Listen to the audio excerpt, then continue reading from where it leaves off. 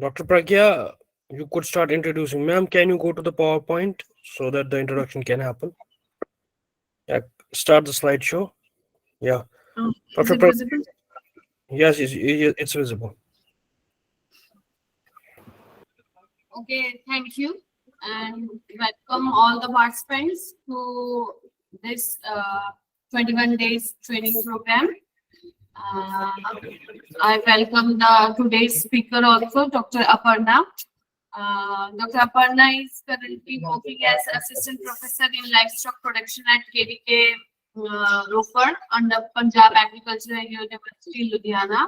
She is a veterinary graduate from College of Veterinary Sciences, Punjab Agriculture, Ludhiana, and did her masters in animal nutrition from PAU and PhD from Gadwasu, Ludhiana. Dr. Aparna has published more than 17 original research papers in various national and international journals, 73 popular articles, 3 bulletins, 4 book chapters. She has given more than 200 invited lectures at various platforms and successfully organized and conducted more than 40 vocational trainings, 180 short duration courses for different stakeholders. She is also a recipient of Farmers-led Extension Award, Excellence in Extension Scientist Award, Best Paper Presentation Award, and a Math Scholarship. She is currently providing livestock-based technical guidance to numerous livestock farmers and farmer-based groups and organizations like SHG and FPL. So, on behalf of organizing team, I welcome Dr. Aparna and all the participants for her insight on fodder conservation through silage making and innovative technology for sustainable dairy farming. Over to you, madam. Thank you, ma'am. Thank you so much. Am I audible, ma'am? Yes, yes. Okay. Hello. Very good morning to all. Thank you, Dr. Pragya. Very good morning to all. Am I audible, please? Yes, You yes, you're continue, audible. ma'am. You continue. Thank you, ma'am. Thank you. Thank you. So, as far as I know, all of you are scientists somehow associated with agriculture. And it's very good and very appropriate technology, very appropriate topic that has been assigned to me to share with you all. If you are associated with agriculture, in one or the other way, the topic is going to be really helpful and useful for you. And let me assure you, it's a very interesting topic if you listen to it carefully. So I would love that if you go through the presentation, not with 100% attention, even 50% will also do. But it's a very interesting story. So I would request that go through the presentation with little bit interest, because if you are associated with agriculture, one day or another day, a farmer will put you a query about the silage making. So whether you are associated with livestock production or with agriculture, the topic is going to be useful for you. So without taking much time, I would like to start with it. As the topic is, what is conservation of fodder? You all might be knowing. Conservation of fodder means preservation and careful maintenance of certain qualities of fodder while preserving it and keeping them unchanged during chemical reactions or physical transformation. And when we have to do this conservation of fodder? When it is excessively available. Whenever it is in abundance, only then we go for conservation of fodder. Why we need it? Because when we have fodder in excess, in abundance, we can preserve it for future needs. So there are 3 basic purposes of conservation of fodder. First is preservation. Second is use it for future usage. Third is maintenance of its nutritional quality. So this is the main thing about conservation of fodder. Now briefly about what is the purpose of conservation. To preserve fodder when it is available in excess, as we have already discussed. But very importantly, it may be available in excess, but it should be at maximum nutritional stage. When we are going to preserve the fodder, it is mandatory. The crop should be at maximum nutritional stage. At that time, preservation will pay to its full. Next purpose is we should maintain optimum nutritional value of fodder. That means our method of preservation should be like that maximum nutrients available in fodder, they get preserved. Next purpose is to ensure fodder availability throughout the year. This is the basic of dairy farming, that fodder, green fodder availability should be there throughout the year. Next purpose is to shift available feed from present to the future. The feed that is available to us today has maximum of nutrients. If we harvest it after a few days, its nutritional value will go down. To avoid that, we preserve it today and we will use it at same nutritional level a month after that, or even 6 months after that. And another purpose is to move feed from one location to another location. Suppose Punjab has got abundance of fodder, and there is some other state where the fodder is in scarcity. So in that case, if we make silage, if we preserve it, if we conserve the fodder, we can move it to another location as well. So this is a very big advantage. And lastly, it's to assist the pasture management. These are the few purposes. Because of these, we need to conserve the fodders. Mainly, there are two types of conservation that commonly are being adopted by the farmers. Those are hay making and silage making. Of course, our topic is silage, but very briefly, I would like to share what is hay making. Hay making is preservation of green fodder by drying it. Why drying? Because high moisture content of green fodder cannot allow it to get stored, because high moisture content will decay the crop. But if we preserve it by drying, and during storage, we maintain the dry condition, this forage will conserve most of its nutrients and can be stored for at least 6 months. This is the concept of hay making. Now coming to our topic, that is silage. What is silage? Silage is natural fermentation process. Green fodder, we take it under natural fermentation process, which produces lactic and other organic acids. And these acids, they pickle the forage or they preserve the forage. In Punjab, very commonly, rather 99% farmers, they call it achar. Chare da achar. So coming to the precise definition of silage, silage is the green material produced by controlled fermentation of the green fodder crop, retaining its high moisture content. As we can see, in contrast to hay making, silage has got high moisture content. How much? It contains merely 20 to 40% dry matter. That is approximately 65 to 75% is moisture, and 14 to 16% crude protein. A few terms that are frequently used while silage making. First is ensiling. It's the process of conservation of fodder. And silo, it's the pit, the bag, or the drum that is used for packing of fodder for making silage. What are these exactly? We will get to know in the slides later. Now we come to principle of silage making. Silage making is based on anaerobic fermentation principle. We know fodder crops, they contain sugars and they carry oxygen.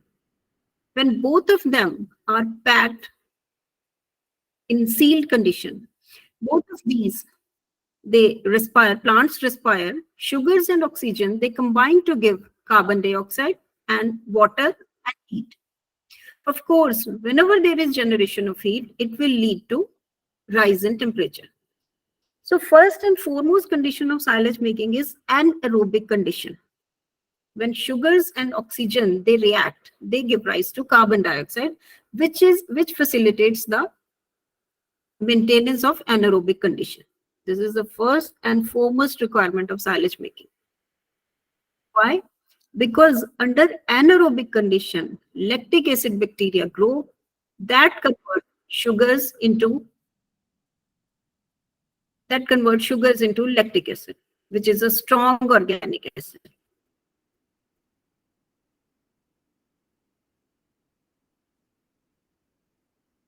Being a strong organic acid, lactic acid declines the pH.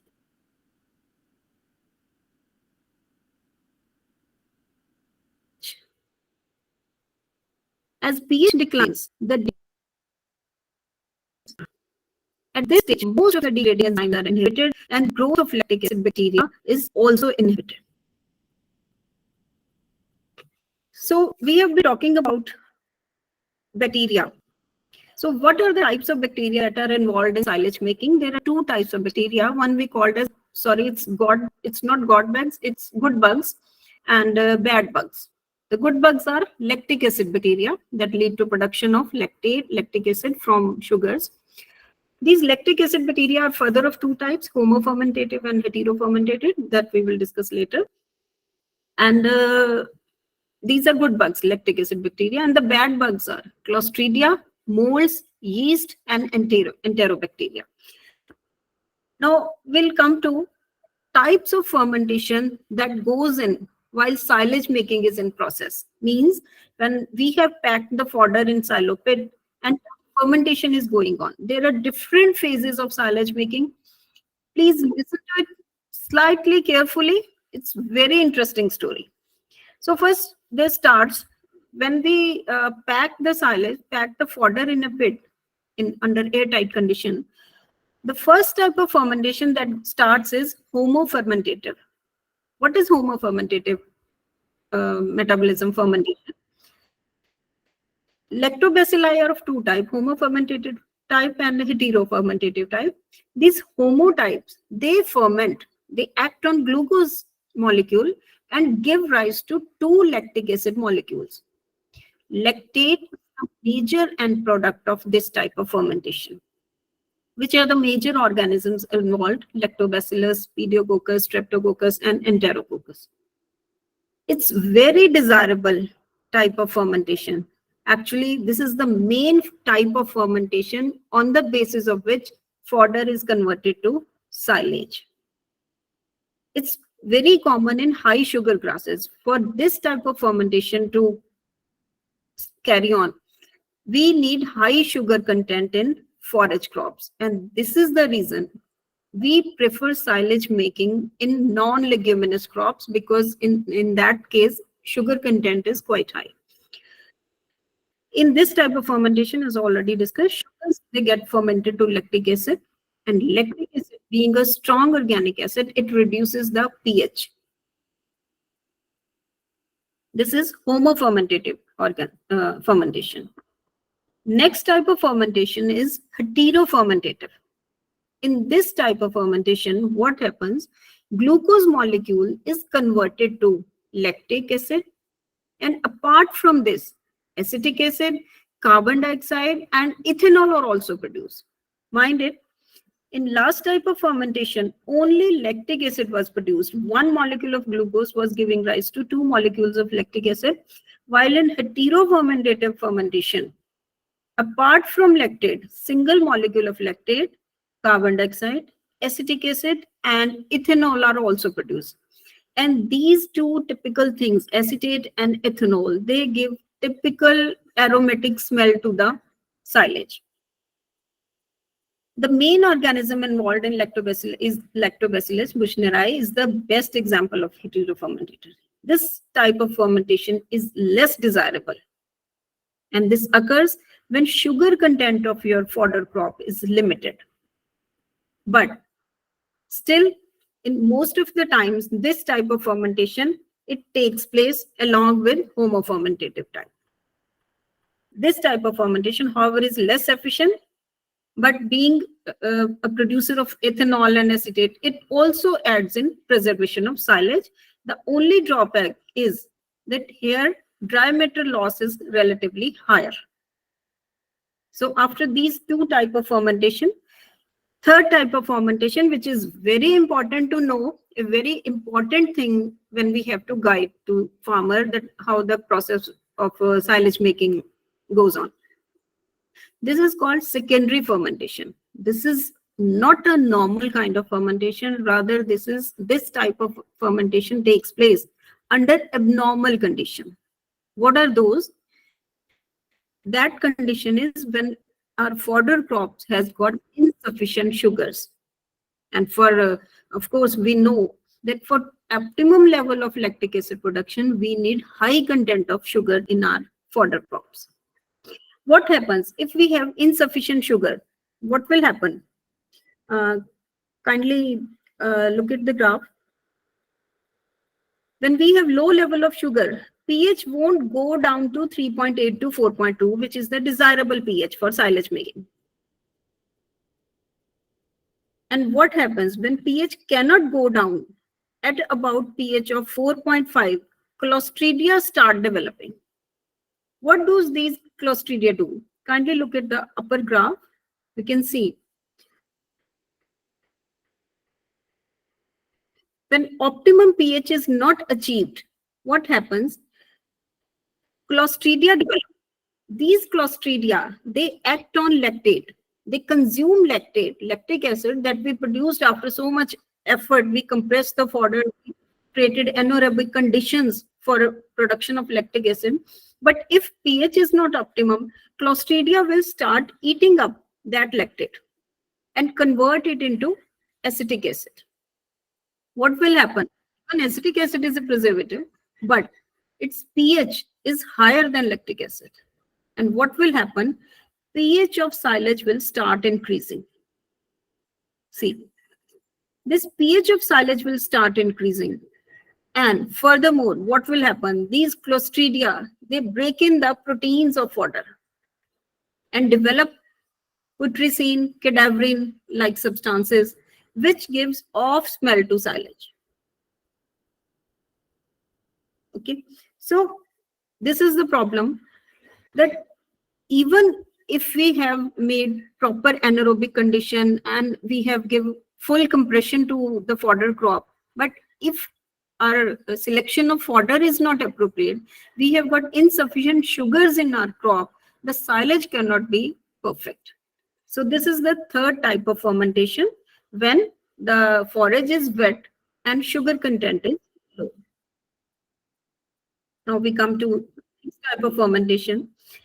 Till now, all three types of fermentations that we have discussed they take place when fodder is still in silo pit. But now what we are discussing, that is aerobic spoilage. This takes place during feed out. That is when we take out the silage and feed it to animals. What happens when silage is ready? We take out some of it, we dig out some of the silage and feed it to animals. But what about the remaining silage which is there in pit? What is to be done with that?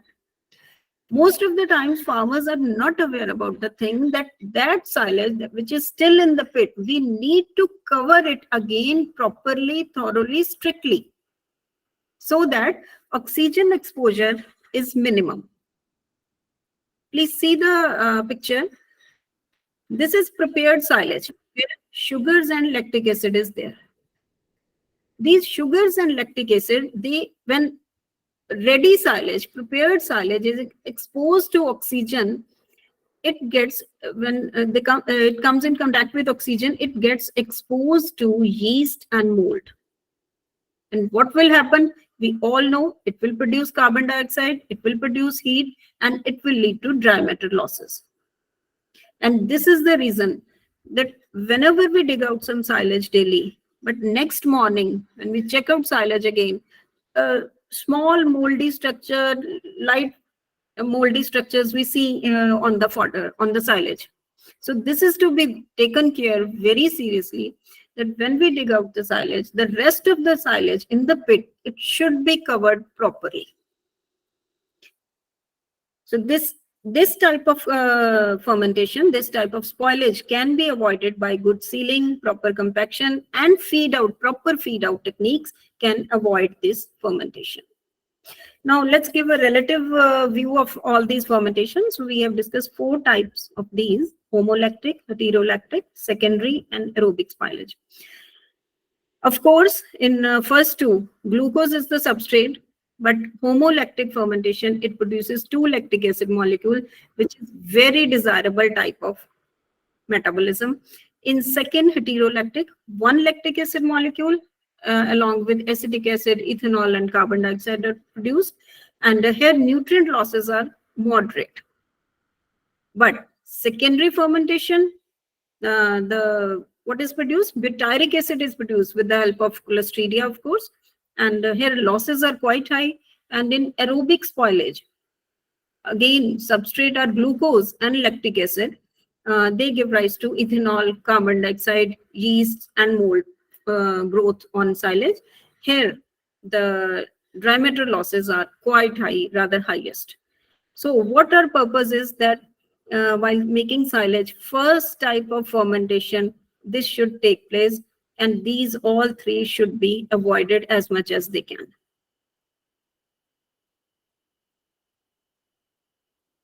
So this is a comparison of 2 types of fermentation. These are main types of fermentation. First is lactic acid type. It includes homofermentative and hetero both, and butyric acid type. So when fodder contains 65 to 75% moisture, that is optimum condition, and sufficient sugar in plant juices, anaerobic lactic acid bacteria, they become active, which is a desirable condition of making silage. But butyric acid type, this fermentation takes place when fodder is too rich in proteinaceous substances, and butyric acid type of fermentation will predominate. I will come again to the point that when forage is too rich in proteinaceous substances, so it gives a hint that if we try to make silage of leguminous fodder, this condition may occur. It may lead to condition of butyric acid type fermentation, which is not at all desirable. Second factor is this lactic acid fermentation. It produces eventually a good, clean smelling silage of high quality. While, as we discussed earlier, butyric acid type fermentation, it will lead to production of chemicals like putrescine, cadaverine, which gives off smell to silage, and silage is not relished by the animals. And next is lactic acid. Produced in lactic acid type fermentation, it checks all undesirable organisms, harmful bacteria, etc. But in butyric acid type fermentation, the Clostridia group, they break down the useful protein part of plant material and produce butyric acid. So these 2 are the main, and what we are to do when we want to make a perfect, good quality silage, we should facilitate lactic acid type fermentation and avoid condition that gives rise to butyric acid fermentation.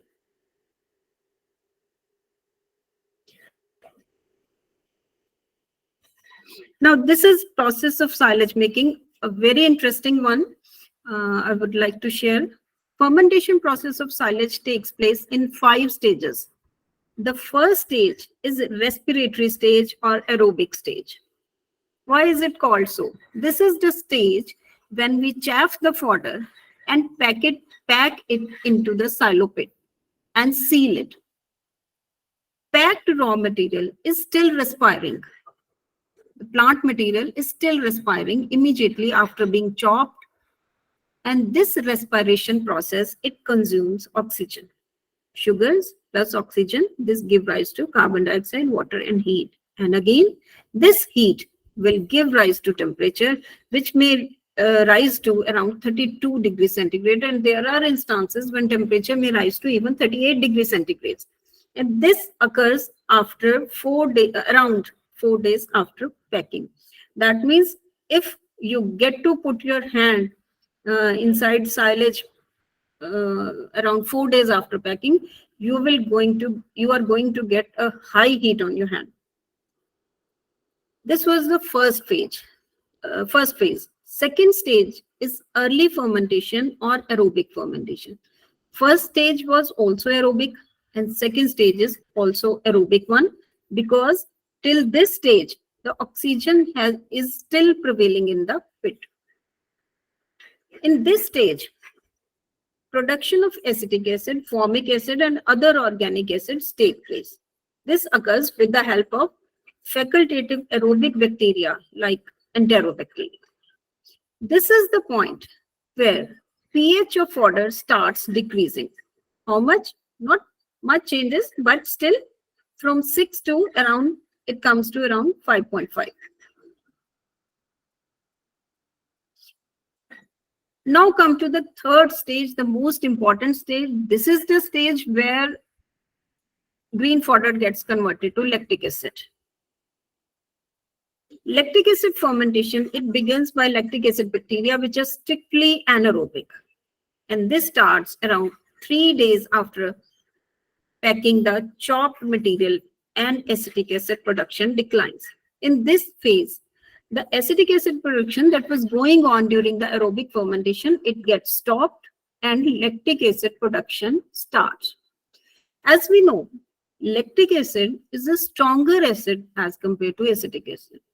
So acetic acid could decrease the pH from 6 to 5.5, but when lactic acid comes in play, it decreases the pH from 5.5 to 4. This third and fourth stage, both are lactic acid fermentation. These both stages, they continue for about 2 to 3 weeks. Please look at the graph. You can see this lactic acid bacteria, they start playing the role till around 21 days after packing.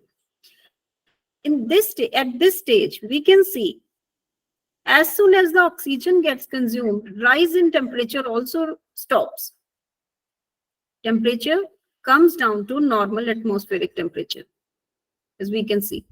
Till there was oxygen available, temperature was rising and was maintained. But as soon as oxygen got consumed, anaerobiasis started. Temperature starts coming down and it has come to normal atmospheric temperature. But when lactic acid fermentation starts playing its role, pH comes down very vigorously and it's come down to 3.8, which is an appropriate pH for a good silage, a perfect silage. So this lactic acid fermentation, it takes around 2 to 3 weeks. Now is the fifth stage. This stage is called stabilization phase. Please look at the graph. Fermentation at around 3 week stage, fermentation process, it stops and stable phase starts. At this stage, what happens? pH is 3.8 to 4 due to lactic acid. And this lactic acid and this pH, it stops growth of all kind of bad bacteria and all deteriorating things. So this is called stable phase. Now, clearer picture of the conditions that go inside silo pit after packing. We can see on day 1, still plants are respiring and temperature increased to 32 degrees centigrade, and it was maintained so till 4th day. When oxygen was consumed and anaerobic conditions were maintained, temperature came to normal atmospheric temperature. Similarly, after that, drastic change in pH. And these are 2 phases, aerobic fermentation phase and lactic acid fermentation phase. So that means lactic acid fermentation phase was finished at around 3 weeks after packing. But when do we say that silage is ready? A normal recommendation is that silage making takes 45 days. But as we can see very clearly that within 21 days, your silage is ready. Lactic acid has been made to its full level, to its full capacity, and pH is also optimum. Thereafter, there is no reduction in pH and there is no lactic acid fermentation. Then why do we keep silage for 45 days in the pit? Let me give you an answer of this question. Typically, after some of the silage is being in silo, the starch density greatly increases during the stable phase. to facilitate this improvement in this starch stability, we give period of around 2-3 weeks so that the starch digestibility is maximum by the time we dig out our silage. So that is the reason, even after the lactic acid fermentation stops at 21 days, we give some more time to for stabilization of silage and some time for improvement in starch digestibility. So that was all about fermentation process. Now, important conditions for silage making. What are these? The first foremost is level of moisture in fodder crops that we select for silage making should be around 65 to 75%. Anaerobic conditions should be maintained. Appropriate stage of harvesting should be there. And the condition should be like that encourage rise of temperature from 30 to 38 degrees centigrade. So one by one, we will discuss what is the importance of these conditions. First is importance of moisture level. If the moisture level is higher than 75%, what will happen? As we have already discussed, high moisture will give rise to clostridial growth. It will also call seepage. When we compress the fodder, of course, there is a seepage. So if moisture is more, the seepage will be higher, which will lead to losses. And next is, if moisture is high, protein degradation will be higher due to clostridial growth. But on the other hand, if moisture is less than 65%, what will happen? That dry fodder, it will be very tough to pack. And if it is not packed properly, more oxygen will be left inside the pit, which will lead to more respiration losses. And secondly, if the crop is quite mature, not harvested at appropriate stage, it loses moisture, it will, of course, it will have low digestibility, which is not a desirable feature for us. Next condition is exclusion of air. Why we need to exclude the air? Of course, to facilitate lactic acid fermentation.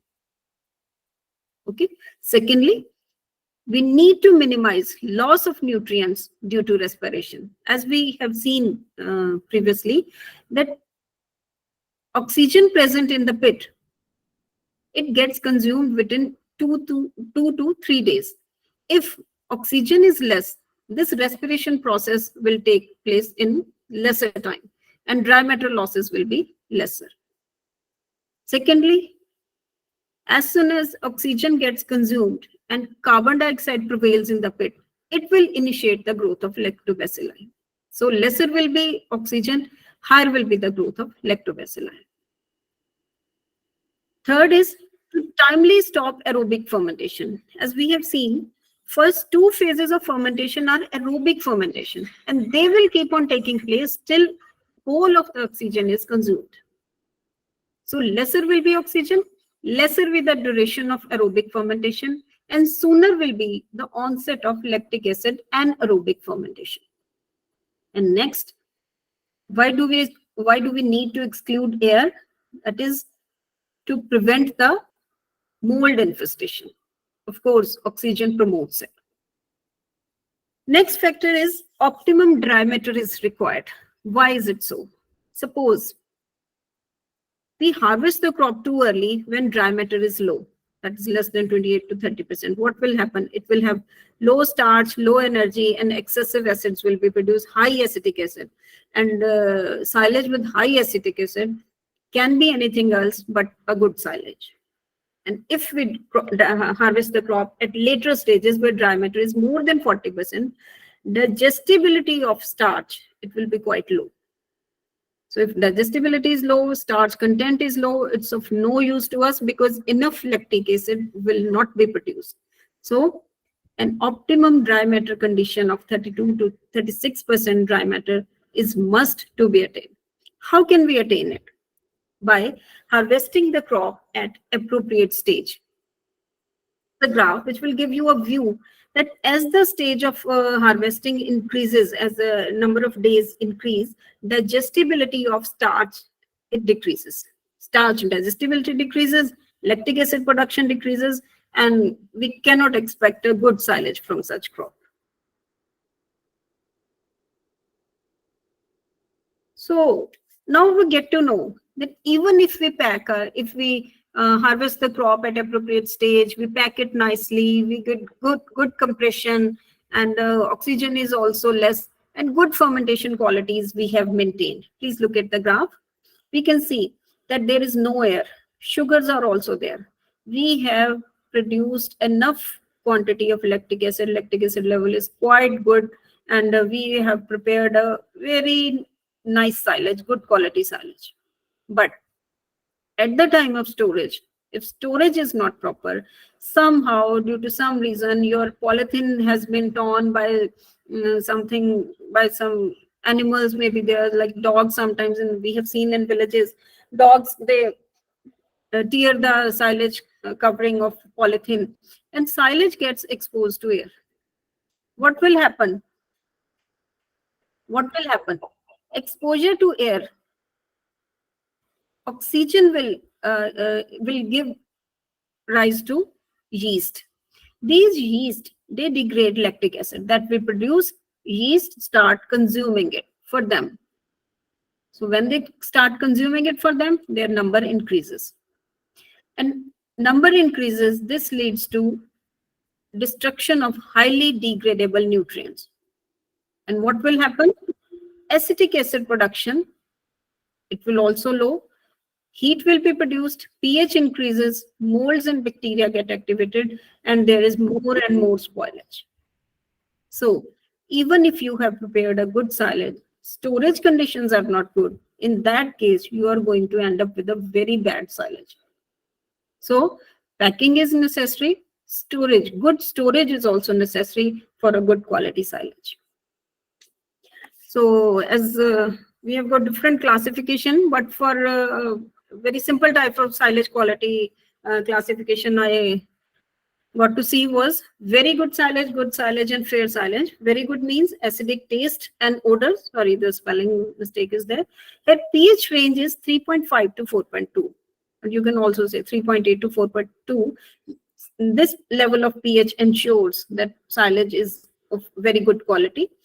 And in case of good quality silage, pH range is 4.2 to 4.5. And for fair silage, pH level maybe 4.8 to above. So this is the classification. As we already discussed, which are the crops which are appropriate, for making silage? First and foremost choice for silage making will be crops that are rich in soluble sugars or carbohydrate. And the most common fodder crops that are used for ensiling are maize, sorghum, jowar, or bajra. Secondly, cultivated and natural grasses, they can also be ensiled with addition of molasses at 3 to 3.5% level. Why molasses? Because molasses will add to the level of soluble sugars that facilitate lactic acid production. Thirdly, mixture of grasses or cereal fodders and legumes. These can also be used for making silage. Mind it please. Mixture of grasses, cereal fodders with legumes in ratio of 3:1, they can be used for making silage. In this case, the soluble carbohydrate part will come from grasses or cereal fodder, and protein part, it will come from legumes. Last option is unwilted leguminous leafy fodders and dry forage like wheat straw or paddy straw in ratio of 4:1 can also be used for silage making. But in our conditions, it's actually silage making is a highly adopted technology, at least in our area. It's highly adopted, and 99.9% farmers, they prefer maize for this. Even sorghum and bajra adoption is also less. Now people have starting realizing their importance also. But the most popular crop that is used for silage making is fodder maize only. Rest of them are not in much practice. Now we come to the physical process of preparation of silage. First, we have to think about a silo. What is silo? as we discussed earlier, silo is that container, a bag, or a drum, or a pit in which the fodder is packed. That we call as silo. Is the place where we intend to construct silo should be elevated from other places, because as already told, most of silage making takes place with maize. It's a crop of summer season, and rainy season also comes in during this phase. So if the crop is the silo pit is at higher place, it will avoid any waterlogging inside the pit. So the place must be slightly higher than elevated than from other places. The place must be free from water clogging. The land should be free of dampness, cracks, and rat burrows. Because if it is there, dampness, of course, will increase the moisture level and will damage the silage. If cracks and rat burrows are there, they will add to the oxygen content of the packed fodder, and which, of course, will lead to more aerobic respiration and more losses, and silage cannot be a good quality silage. And the most importantly, our silo pit should be in proximity to animal shed for ease of feeding, of course. So mainly two types of silos are in use. Rather, one type, that is bunker or trench type. This bunker, trench, or pit, it may be on the ground, totally under the ground, or partially halfway below the ground level. It can be built by simply digging the ground, placing plastic sheets inside to prevent losses and to prevent entry of air from outside or entry of any dampness or moisture from outside. That is to make it a closed jumper. And a trench silo whose interior is coated with concrete can be used for a long time, but most of the times farmers prefer to keep it kacha due to cost reasons. Second type of silo pit is tower, not much use in our place. So it's these in India we have really some tower type silos. Next are the bag silos. This is a recent technology where, because what happens, farmer with small herds, they don't adopt silage making because they don't need so much fodder. They think like it's a lucrative practice. It's a useless rather practice for them. Otherwise, it's useful, but for them, it's of no use. So this technology has come in to play, and it's proving to be very useful and being adopted with great vigor. That is bag silage. We can see the picture of a bag which is used as silo pit. It's a polypropylene bag, quite thick. It's a double layered bag. Bags of different capacity are available in market. Like you can get a bag of 1 quintal capacity, 5 quintal capacity, 7 quintal capacity. So based on the requirement, even a small holder, even a farmer having single cow, 2 cows, 3 cows, can easily adopt silage making practice and ensure availability of fodder to their animals during lean period also. Similarly, another technology is drum silage making in drums. Even plastic drums, as we can see in the picture, plastic drum with airtight lid, they can also be used as silage making silos. So different capacity drums are available in market. 40 liters are there, 200 liters are there, 100 liters are also there. So based on the requirement, we can use them. So these two type of silo pits, they are mainly for small holders, and even if for goat farming. In case of goat farming, again, type of silos can be used. This is the recent technology of silage making, commercial silage making by making bales. These are also highly in practice these days. Now, before preparing a silo, we should get to know what should be the size of silo. Of course, it depends on certain factors like what is your herd size? How many animals do you want to feed? Second is amount of daily feed requirement. How much feed is required daily? And third is the number of feeding days, for how long you need that silage. Because after that, green fodder availability may be there. Then next is quantity of fodder available with us. Of course, this is very important, because even if we need more, but quantity available to us is lesser, of course, we will go with the fodder availability quantity. That will decide that what should be the size of a silo. If we want to decide the size of silo, we should know a simple formula, very simple formula, that 1 cubic meter of silo pit, 1 cubic meter, it may be a pit, it may be a bag. 1 cubic meter of pit can accommodate 5 to 6 quintal fodders.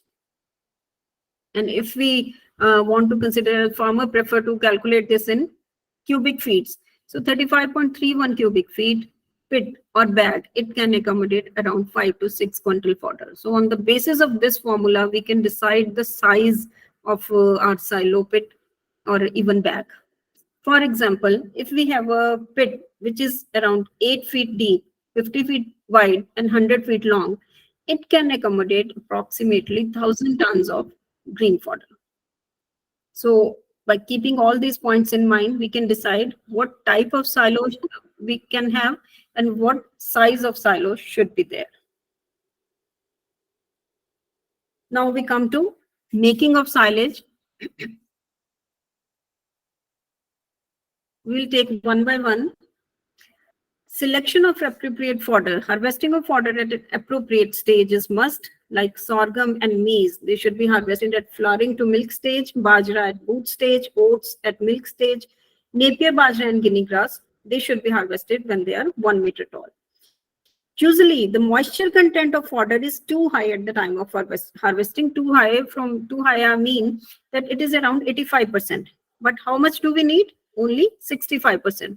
For that, we let the crop wilt in the field for 1 to 2 days. After that, we can chaff it and fill it in pit. Second is, as we can see in the picture, we spread a polythene in silo. We spread straw layer on the base in silo. Why we need to spread straw? So as to absorb any effluents if they are there.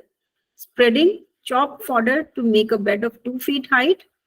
And after making a bed of 2 feet height, we compact the forage with the help of a tractor or any heavy object. If we are making silage in a bag, we can compress it manually with our feet. If we get to know that moisture content of our raw material or fodder is high, in that case, what can we do? We can mix brands or straw at evenly sprayed at about 10% of material weight. So that means if moisture level is high, what we can do to avoid the spoiling of silage, we can add dry straw to it that will absorb all the excessive moisture. Next step is, we have compressed the fodder. Now we will cover the compressed fodder with straw. Mind it, we have spread one layer on the base and another layer of straw on the top also. Then we will seal the pit with plastic cover. Plastic cover should be pressed with heavy objects like bricks or tires.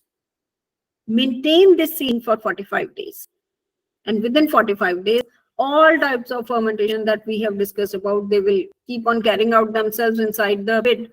And after 45 days, you will get a fresh silage with a very pleasant aroma in it. One thing that needs to be taken care is that once the silo pit is open, what we are to avoid, that is aerobic spoilage. So once the silo pit is open, it should be finished within 45 to 60 days to avoid fungal contamination. It is not like that we have opened the silo pit today, we have fed it to animals, then after for 1 week, we forget to feed the silage because we have got green fodder with us. No, it cannot be like that. Once you have opened the pit, you have to consume it daily so that any yield infestation, it doesn't take over our silage. So we have to use it continuously and finish it within 45 to 60 days to avoid fungal contamination. So I think time is running away, so we'll skip this slide. Now we can see there are some losses like residual respiration, fermentation losses are there, effluent losses are also there, wilting losses during wilting are also there, secondary fermentation, aerobic deterioration. So many type of losses they take place while we prepare silage from fodder. The thing is how to avoid losses. Some we have discussed already, but I will like to summarize them over here. If moisture level is high, we can add ground cereal grains or chopped grasses or straw to the moist fodder. This will avoid, this straw will absorb extra moisture from fodder. Second is, if we get to realize that soluble sugar content in our fodder crop is lesser, we can add molasses to it at the rate given below.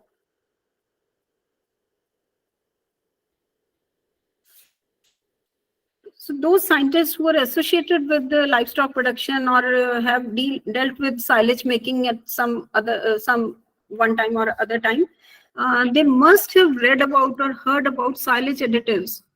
Especially when you describe the method of silage making to farmers, they certainly ask whether we are to add something to it, some salt or some urea. So even farmer also know about silage additives. So their silage additives may be added. They are not necessary, but they may be added if conditions permit us, if our economic conditions permit us. But one thing is to be known for sure, that these additives are not necessary if our selection of fodder is okay, our compression is okay, our pit is okay. In that case, we need no additives for silage making. So what is the purpose of additive? We may need to increase dry matter recovery, we may need to improve animal performance, and we may need to decrease heating and molding during storage and feed out.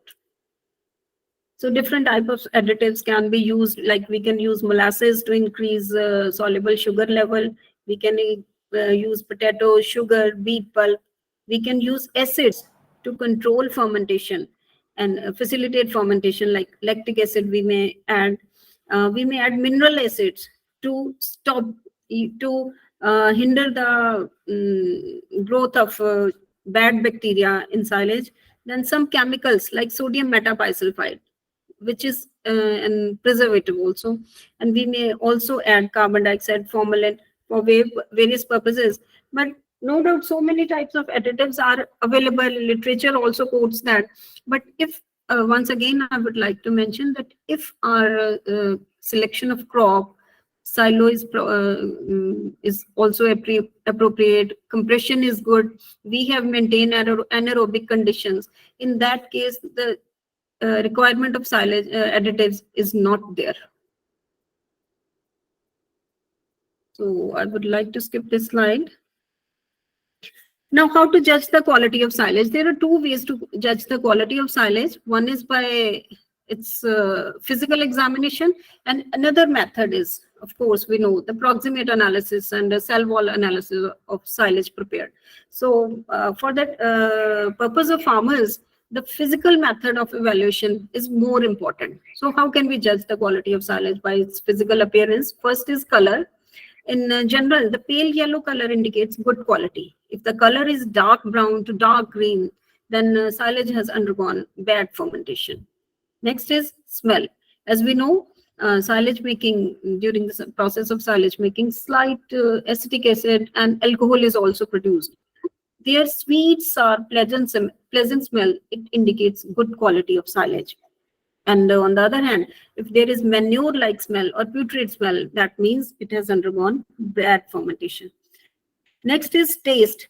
If silage tastes sour and there is no problem in putting it in one's mouth, the quality is okay.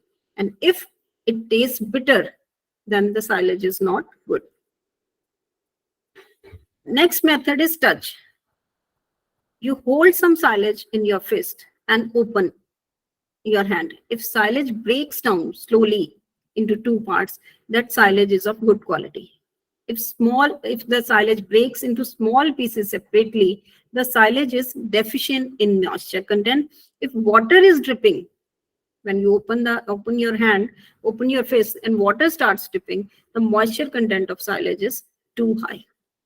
So these are very easy, very convenient tests for farmers. Of course, pH method is also there. So pH strips are easily available in market from some stationery or kind of, so that farmer may be guided about the use of those pH strips and assess the pH of silage, which should be, so what should be the pH of silage? 3.8 to 4.2. So won't go into much detail. These are last minute introductions, so not very good slides. But these are the proximate and the cell wall composition of different maize varieties that were being used for making silage. So if I think we should skip these, and if you come up with some question regarding this, of course we will discuss. Now we come to rate of feeding of silage. So silage can be fed up to 20 to 25 kgs per day per animal. I would like to mention that a normal fodder requirement of animal is around, an adult cattle is around 40 kg. But in case of silage, as we have wilted it, its dry matter content is higher than green fodder. It can be fed up to 20 to 25 kg per animal per day, not more than that. Now, this is one of the technology that I wanted to mention. It may be a running reference, but I still want to share it with you. Silage of fruits and vegetable waste. So we know silage of fruit and vegetable waste like waste like banana foliage, cabbage, and cauliflower leaves with stem, baby corn husk, or baby corn forage. We can wilt these for 1 to 2 days in open and then chaff them to 3 to 5 centimeter length.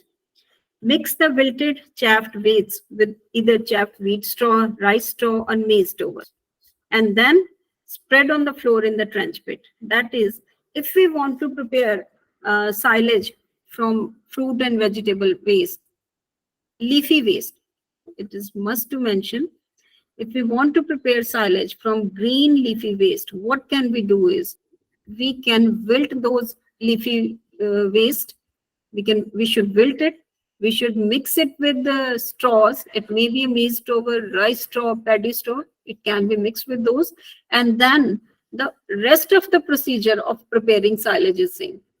Again, once again, you have to, just like earlier, the conventional method, you have to fill in this material. Which material? Green leafy waste mixed with straw. We have to mix it and fill it in pit like conventional silage making.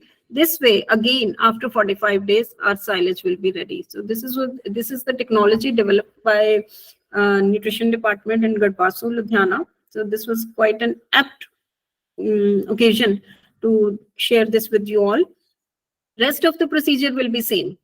Only what you have to do is, you have to wilt green leafy waste and then mix it with straws, and then we can use it as green fodder for making silage.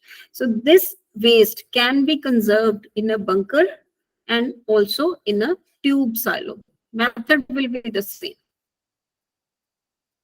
So here are some of the pics. These are the kind of polythene bags that can also be used for making silage. Please note that such bags, these tube type polythene, is easily available in market.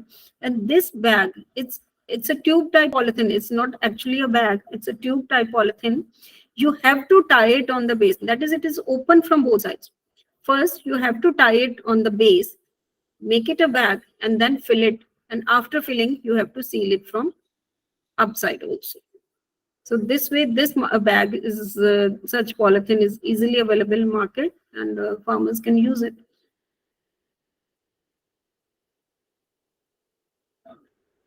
So we will skip this, and now we come to why silage making is important. There are a huge number of uses of making silage, apart from being the reason that silage is a source of green forage availability throughout the year.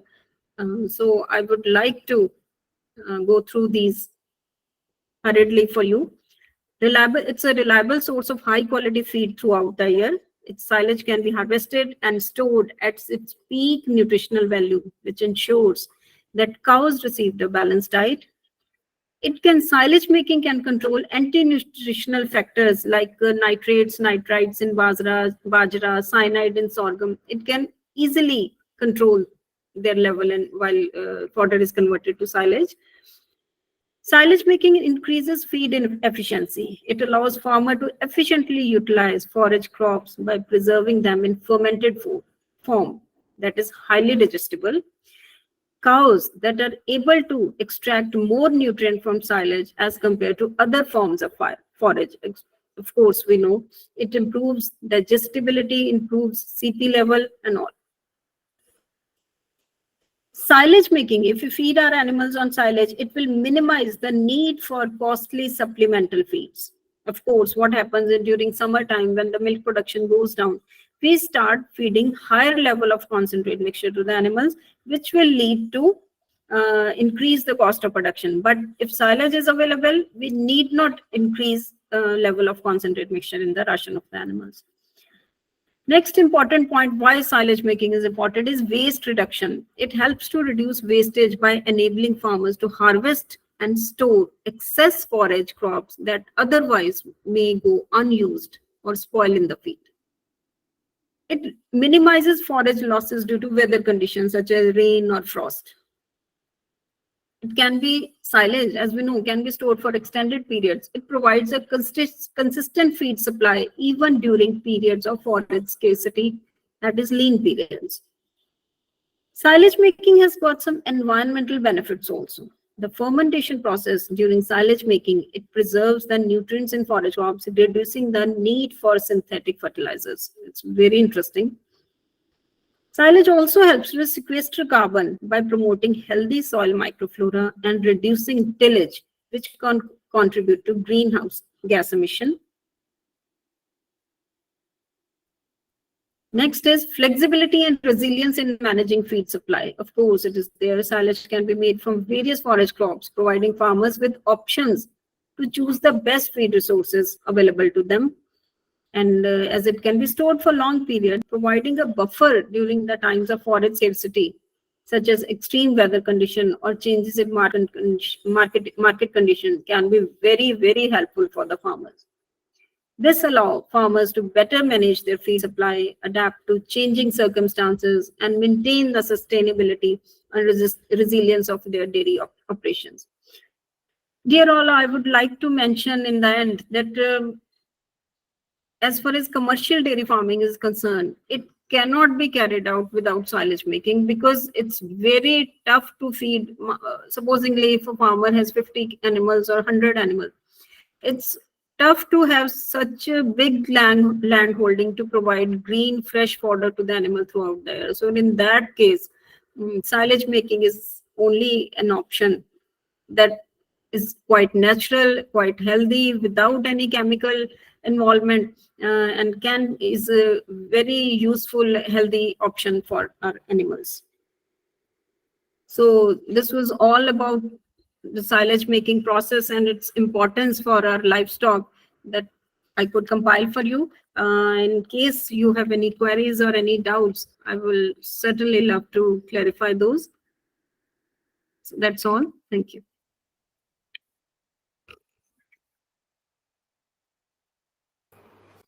Okay, thank you, Dr. Aparna. I think the participants have a good detailed outline of this silage making, the microbiology, the analysis of silage, and the importance actually. And literally, when we are as a veterinarians or whatever the agriculture professional, we just study silage in book. But to my utter surprise, utter surprise, when I practically went to the Punjab farmers' fields, I have seen practically all these things, and I have discussed with Madam also that how farmers is totally relying on these silage feeding, because in other part might be silage is not much popular, but with regards to Punjab area, now it is coming as an industry. And I think in other states also, due to lack of land, shrinkage of lands, it might coming in future days. So Thank you very much for giving the importance of silage and throughout the microbiology of silage, because we need a thorough discussion on this. That's why I have selected Madam, because she's working from last many years on this specialized topic, and in afternoon also. Again, might be some got bored also, because again the topic is on silage. But actually, my purpose was that you can correlate the session 1 and session 2 lecture. So thank you to Madam, and the participants who are interested to ask any question, you can put in the chat box, as well as you can ask also. I don't know whether the chat box means this you are able to unmute yourself. No. So you can put in the chat box also. Somebody raised a hand, ma'am. Venkatesh L. Yes. Dr. Venkatesh, you can put your message meanwhile, because I'm not able to unmute you.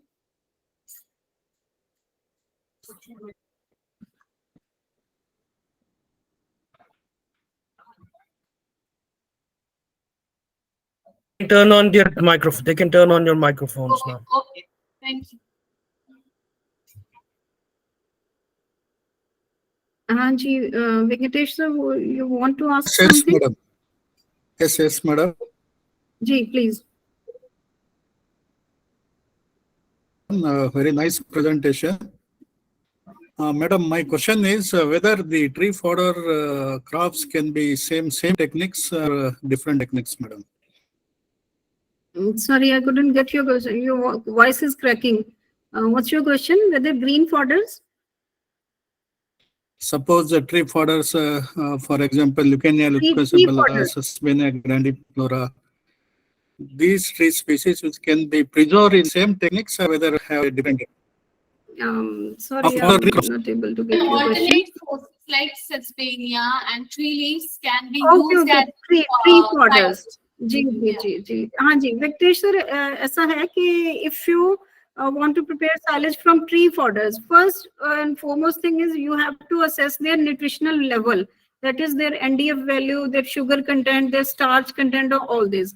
If that fodder fulfills the requirement for silage making, of course you can go for the silage making in the conventional way only, no issues.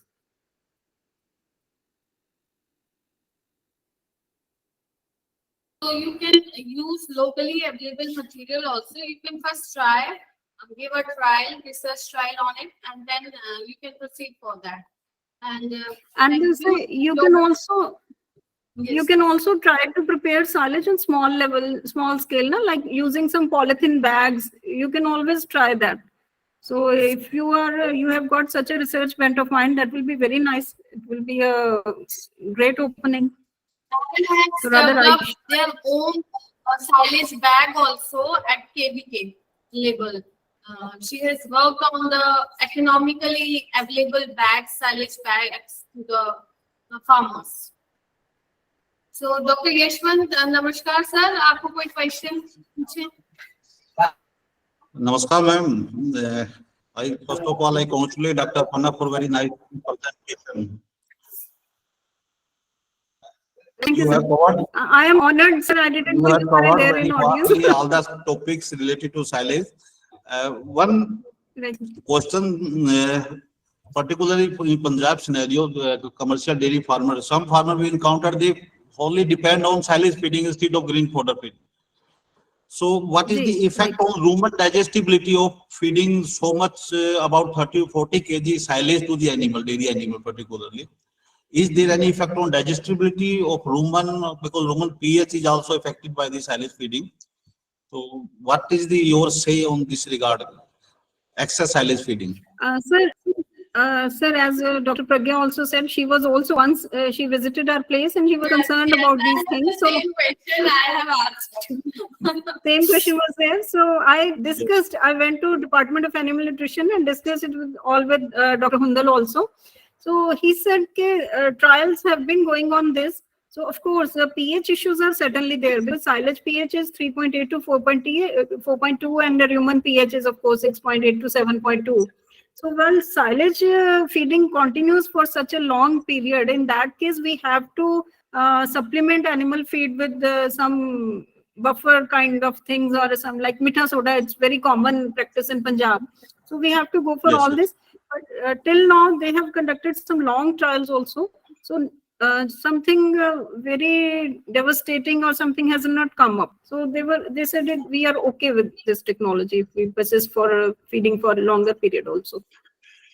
Okay, So ma'am. I Thank was you. surprised the farmer was saying that if we didn't offer silage, the milk production goes down. So it's quite surprise for me. I think animals are also get accustomed to silage feeding now. Yes, yes. Of course, sir. Of course, sir. Of course. Thank you, ma'am. Most welcome. And there is question in chat box also.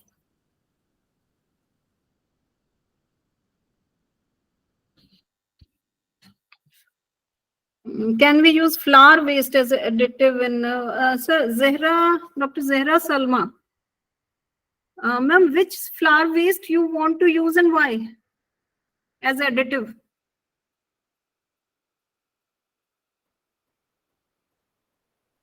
Hello, Dr. Zehra Salma.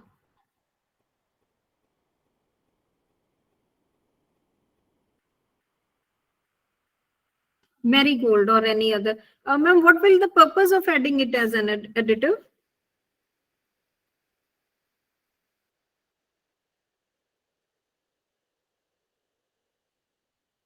For value addition of flowers.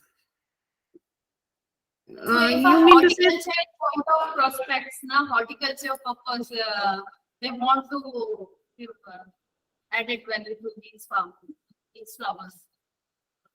I think it can be a researchable issue, but still we don't have any inputs on this, that whether flour or these waste can be added as an additive, because I am unable to understand about their use, that what purpose they will serve. Are they going to be fermentation stimulator? Are they going to be source of acidity? I am unable to get that. Sometimes glut in market. Ma'am, we have to run a trial on this. It's very rather smart question, I think. We have to run a trial on this, because I don't think so. We have never fed marigold or any flour to the animals. Other uses may be there, not sure about it. And the next question is, Venkatesh sir, your question is sorted now. Hydroponics. Hydroponic technique is economically feasible for fodder production or not? So hydroponics technique, actually water is also a very big limitation, at least in Punjab. So I don't think so that hydroponics is an economically feasible technology for fodder production. I don't think so. What? I have explored this actually in Punjab. I was thinking of installing these hydroponics for fodder production. Then I came to know that there is no shortage of land, at least in Punjab. So they are ready for green fodder, and the green fodder, that maize they use to grow on that land, and then they use for its silage making for off-season fodder. So in case of Punjab, it is not much feasible, but in case of urban areas like in Maharashtra and in metro cities, for peri-urban and urban dairy, hydroponics is a much better option. And for them, if they go for silage, they have to purchase from other states. Likewise, what I researched this. Okay. Right.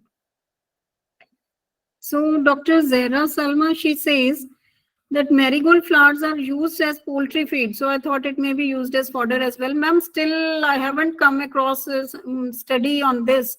So I think this is a new concept that should be explored. Or moreover, the digestive system of poultry, birds and cattle are totally different. So I think it needs to be explored on research level before saying anything on this. Hybrid Napier is used for silage making. Yes, sir. Dr. Bablu Murwal is there. He is asking hybrid Napier. Certainly, sir. It's a very appropriate crop for making silage, Napier Bajra hybrid. Certainly, we can use that. And as I already told during presentation, when the crop is around 1 meter tall, that is the appropriate stage for harvesting of that crop. Certainly, Guinea grass, Napier Bajra hybrid, both of them we can use. Most welcome. Oh, thank you, madam. Question in the chat box. और नहीं कोई दिख रहा है मुझे. Madam, should we feed silage directly हाँ from ji, pit to directly animal? from pit to animal is the procedure. बोले. No, sir. Directly dig it out from the pit and feed it to the animal. Nothing else. Next, no, there is no procedure in between. Just dig it out and give it to the animal. That's it.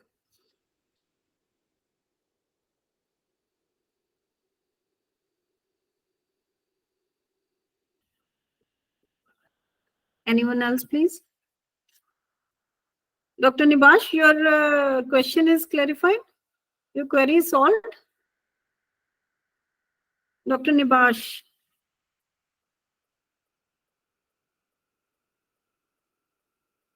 They are not in mood to directly on the speaker.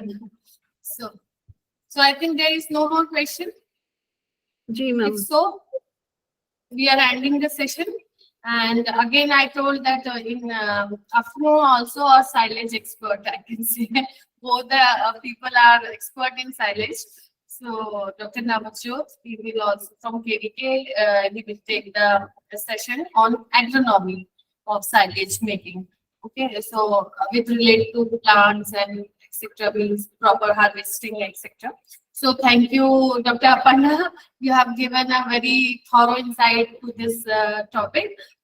Thank you to all the participants as well. They are on time and they have taken a keen interest in this topic. So thank you one and all, and we will meet again at 2:30. Thank you.